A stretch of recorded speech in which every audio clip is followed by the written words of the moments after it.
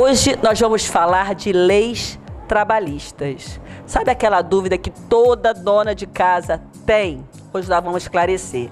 E para isso nós convidamos a doutora Paula Farson. Tudo bom, Paula? Tudo ótimo, Geisa. Um prazer estar aqui. Obrigada pelo convite. E vamos esclarecer aí, né? Então, na verdade, a Paula, ela é advogada trabalhista, é isso? Sim. E ela vai poder tirar um pouquinho dessas dúvidas que a gente carrega para nossa vida aí. Paulinha, me diz o seguinte, todo empregado tem que ter registro? Então, o mais importante é a gente saber primeiro quem é empregado, porque nem todo trabalhador no Brasil é empregado. Então, tem muitas pessoas que têm uma relação de emprego, né, com seus interlocutores, mas que não são relações de emprego, enfim, regidas pela CLT, pela Consolidação das Leis de Trabalho. Então, a primeira coisa é saber quem é empregado, para depois eu te falar qual é a obrigatoriedade de um registro, entre aspas.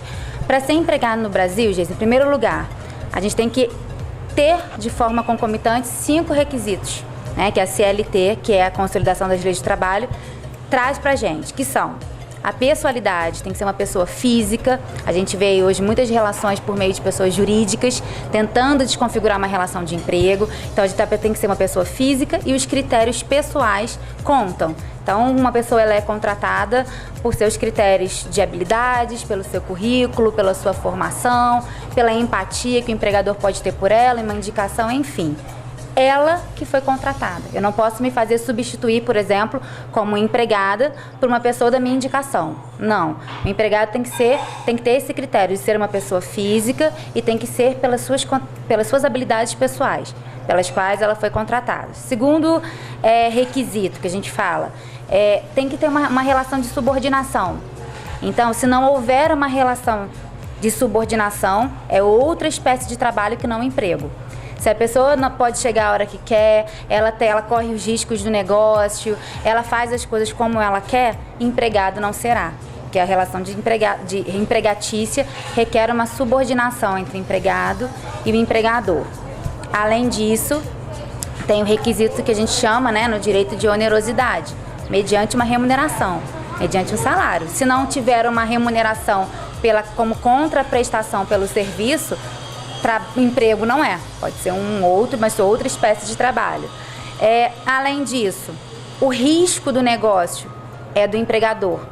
Então, não importa se a gente está passando por crise econômica, não importa o nível de prosperidade que tem a empresa, o empregador, para ser empregado no Brasil, não está submetido aos riscos do negócio. E aí a gente vai compondo esses requisitos. Se eles todos aparecerem de uma vez só, tem ainda um quinto, a habitualidade, que eu não vou esquecer, né? Tem que ter uma não eventualidade. Se esses requisitos aparecerem de forma concomitante, é empregado no Brasil.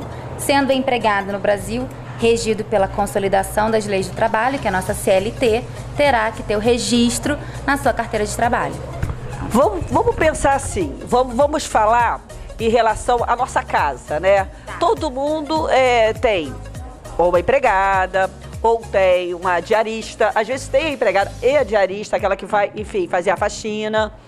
Desculpa, falei errado. Tem a empregada e tem a faxineira que vai ou uma vez por semana ou em 15 dias.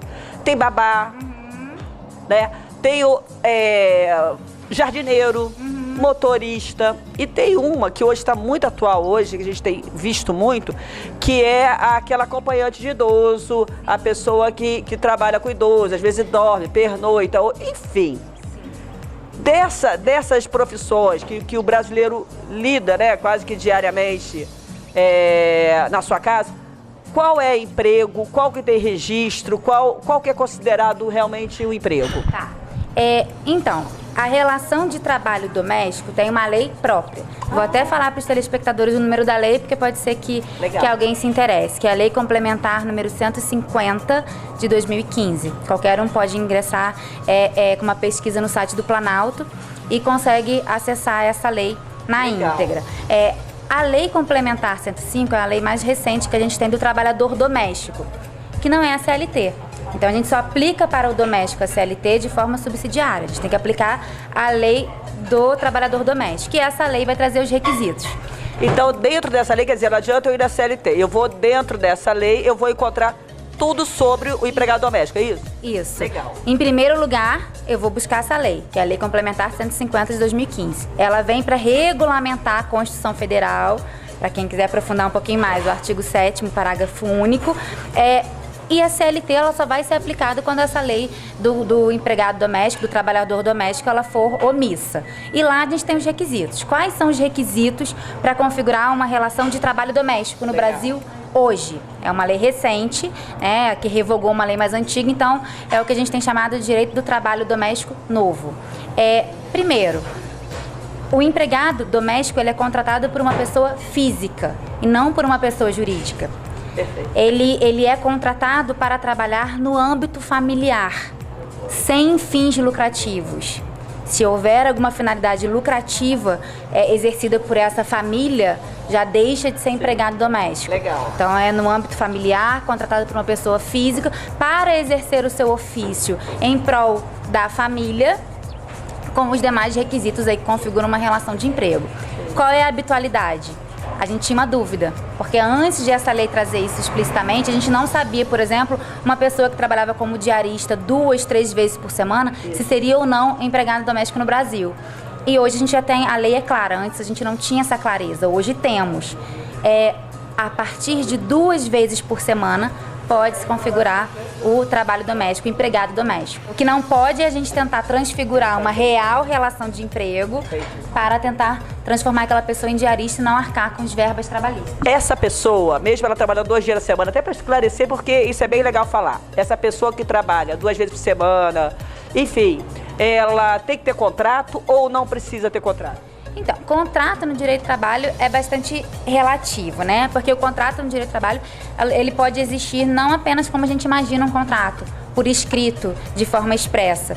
Muitas relações, elas existem com contratos que são de forma tácita e de forma, às vezes, verbal. É muito comum no âmbito do trabalho doméstico. Às vezes você contrata, por exemplo, uma pessoa para fazer o seu jardim, um jardineiro. Você não assina um contrato formal com ele, mas ao combinar que ele vá à sua casa, às quartas-feiras, que você vai pagar a ele uma remuneração pelo dia do trabalho, você já está pactuando, já existe um contrato de trabalho entre vocês.